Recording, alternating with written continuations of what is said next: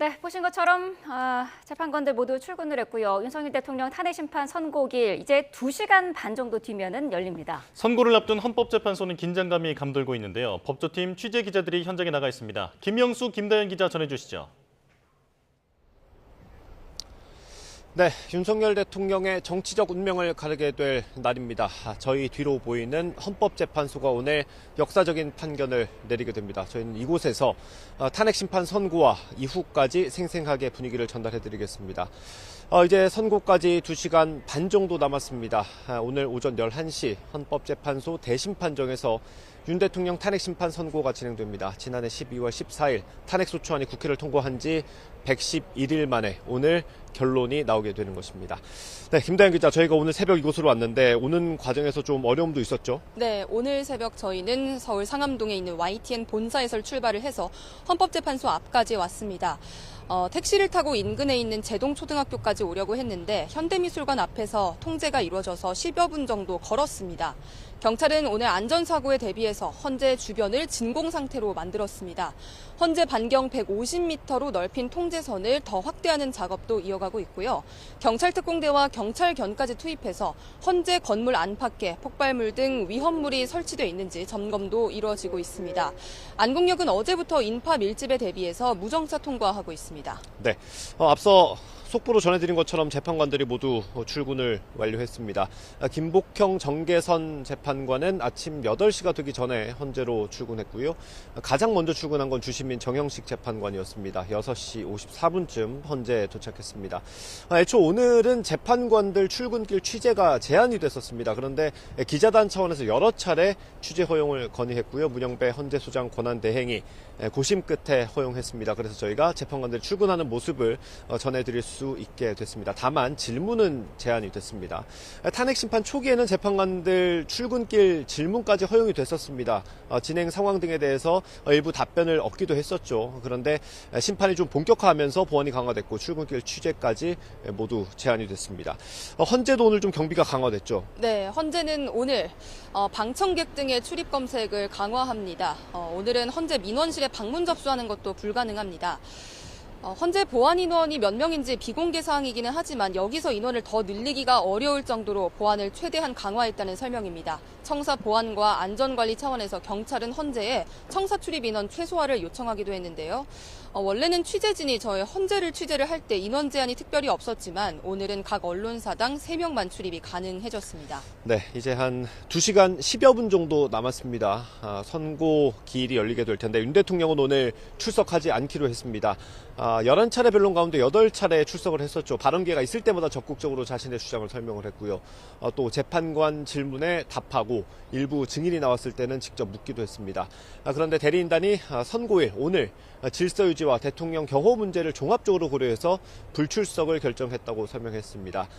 법적으로 선고 기일에 출석할 의무는 없습니다. 과거 노무현 전 대통령이나 박근혜 전 대통령 같은 경우도 선고 기일에 직접 출석하지 않았습니다. 오늘 선고 기일이 모두 생중계로 제공이 되죠? 네, 전례에 따른 건데요. 윤석열 대통령의 탄핵 사건의 판결 선고는 생중계됩니다. TV를 통해서 보실 수가 있고요. 헌법재판소는 이번에도 일반인의 방청을 허용하기로 했습니다. 헌법재판소 대심판정 좌석 104개 가운데 오늘 일반 시민을 위해 마련된 몫은 모두 20석입니다. 이 20석을 뽑는데 9만 6천여 명이 몰렸습니다. 경쟁률로 따지면 4,818.5대 1을 기록을 했고요. 역대 대통령 탄핵 심판 인터넷 방청 신청 최대 경쟁률을 기록한 겁니다. 네. 그렇다면 이번에는 탄핵 심판의 쟁점 간단히 짚어드리겠습니다. 준비 절차에서 정리한 쟁점 모두 5가지입니다. 가장 먼저 비상계엄 선포 행위 자체에 대한 정당성이 있고요. 비상계엄을 선포할 상황이었는지, 우리나라가 그만큼 위험했는지, 또 선포하는 과정은 적법했는지까지 헌법재판소가 따지게 됩니다. 두 번째는 정치 행위를 모두 금지한 포고령 1호에 대한 위헌성입니다. 또 군과 경찰을 동원한 국회 봉쇄, 선관위 장악 시도도 쟁점에 포함됐습니다. 마지막 유력 정치인 체포를 위한 체포조를 운영했다는 의혹은 여러 쟁점 가운데 공방이 가장 뜨거웠던 부분이기도 합니다. 이런 것들이 이제 헌법재판관들이 판단을 하게 될 텐데, 그러면 파면을 선고하는 기준 같은 게 있을까요? 네, 지금 저희가 이 쟁점 몇 가지들을 정리를 해서 설명을 해드렸는데요. 소추 사유에 대해 헌법재판소가 위헌 그리고 위법이라고 판단하더라도 곧바로 탄핵 인용으로 이어지는 것은 아닙니다. 대통령의 직을 파면할 정도로 중대한 법 위반인지 판단부터 하게 됩니다. 법 위반 중대성이 판단의 기준이 된다는 건데요. 법 위반이 얼마나 헌법 질서에 부정적인 영향을 미쳤는지에 대한 것이 있고요. 또 다른 한 축으로는 파면을 하는 경우와 그렇지 않은 경우 생기는 효과를 서로 비교하는 것도 여기에 포함됩니다. 네, 앞서 설명드린 대로 윤석열 대통령 탄핵 심판은 111일 만에 결론이 나오게 됐습니다. 심리가 좀 길었죠. 노무현 전 대통령은 63일, 박근혜 전 대통령은 91일 동안 심리를 했었습니다. 최종 변론을 마친 뒤로도 한 달 훌쩍 넘게 수기를 이어간 끝에 오늘 결론이 나오게 되는 겁니다. 아무래도 결론에 대한 관심이 높으실 것 같습니다. 박근혜 전 대통령 때는 선고 당일 판결했던 것으로 전해지면서 이번에도 비슷한 절차를 밟지 않겠냐는 분석이 있었죠. 재판관들이 최종 의견을 내는 판결 절차, 이번에는 선고일을 고지할 때 사실상 마친 걸로 저희 취재 결과 확인이 됐습니다. 이후에는 계속해서 결정문을 보완하는 작업을 재판관들이 이어왔습니다. 이 결정문이 언제 제공될지도 좀 관심인데 원래 취재진들에게는 조금 일찍 제공이 됐었잖아요. 근데 이번엔 좀 다르다고요? 네, 최근에 탄핵 심판 선고가 여러 건 있었는데요. 그때마다 선고가 시작되면 끝나기 전에 기자단의 결정 이유 요지를 담은 보도 자료가 배포가 됐습니다. 그런데 이번에는 이 자료가 제공이 되지 않고 선고가 끝난 뒤에 선고 요지를 홈페이지에 올리는 것으로 대신할 예정입니다. 마지막까지 보안을 유지하기 위한 조치라고 설명했는데요. 보도자료를 만들기 위해서는 담당자에게 미리 결과를 알릴 수밖에 없는데 헌재 관계자는 결정 내용을 모르기 때문에 미리 보도자료를 만드는 것 자체가 불가능하다고 설명했습니다. 그만큼 보안을 철저히 유지하고 있는 건데요. 심지어 선고 때 재판관들이 읽을 요지도 이 심판정에 들어가기 직전에 인쇄할 예정이라고 밝혔습니다. 네, 이 재판관들이 읽어 내려갈 요지, 그러니까 선고 시간과도 관련이 좀 있겠죠. 고 노무현 전 대통령 때는 약 25분 정도, 박근혜 전 대통령 때는 21분 정도 걸렸습니다. 윤 대통령 탄핵 심판은 변론 종결 후 최장 평의 기록을 세웠기 때문에 만약 의견이 좀 많이 갈라진다면 오늘 판결 선고는 이것보다는 더 길어질 수도 있을 것 같습니다. 주문을 언제 읽을지도 주목해야 할 부분입니다. 재판관의 의견 일치 여부를 엿볼 수 있기 때문인데 이건 일종의 관례로 보시면 될 것 같습니다.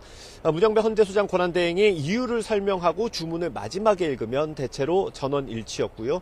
반면 주문을 먼저 읽으면 재판관마다 의견이 좀 나뉜 경우가 많았습니다. 주문 낭독 이후 각 의견의 내용은 해당 의견에 동참한 재판관이 낭독하게 됩니다. 선고 순서는 재판부의 재량입니다. 그래서 또 오늘 생중계가 진행되기 때문에 그런 상황에 따라 달라질 가능성이 있습니다. 그렇다면 선고 이후에는 각각 어떤 상황이 펼쳐지게 되는지 김다영 기자가 정리해 주실까요? 네, 기각 또는 각하가 된다면 윤석열 대통령 즉시 대통령 직무에 복귀를 하게 됩니다. 이 효력이 즉시 발생을 하기 때문인데요. 과거 노무현 전 대통령의 경우에는 곧바로 청와대에 출근을 했습니다. 만약 오늘 대통령이 같은 결정을 받는다면 마찬가지로 용산 대통령실로 출근할 가능성이 거론됩니다. 반대로 만약 탄핵이 인용된다면 윤 대통령은 대통령직에서 즉시 파면이 됩니다. 현재 거주하고 있는 관저에서 나와서 사저로 이동을 해야 합니다. 박근혜 전 대통령의 경우에는 파면 선고 사흘째 되던 날 삼성동 사저로 나왔습니다. 예, 이제 윤석열 대통령 탄핵 심판 선고 기일까지 2시간 10분 정도 남았습니다. 저희는 여기에서 계속해서 관련 소식 전해드리겠습니다. 지금까지 헌법재판소였고요. 상암동 스튜디오 나와주십시오.